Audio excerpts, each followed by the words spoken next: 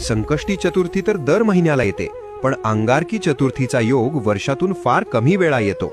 तुम्हाला माहिती आहे का, संकष्टीपेक्षा अंगारकी चतुर्थीला 21 पटीने जास्त महत्त्व का आहे? जेव्हा संकष्टी चतुर्थी मंगळवारी येते तेव्हाच तिला अंगारकी म्हटले जाते. याचे कारण पुराणात आहे. अंगारक म्हणजेच मंगळ ग्रह. अंगारकाने गणपतीची हजारो वर्षे कडक तपश्चर्या केली होती. त्याच्या भक्तीने प्रसन्न होऊन बाप्पाने त्याला वरदान दिले, आजपासून जो वार तुझा आहे म्हणजेच मंगळवार, त्या दिवशी जर चतुर्थी आली तर ती तुझ्या नावाने म्हणजेच अंगारकी म्हणून ओळखली जाईल.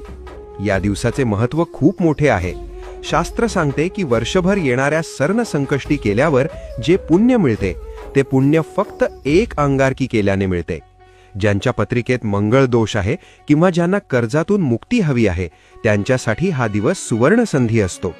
तुमच्या आयुष्यातील सर्व विघ्न दूर होवो.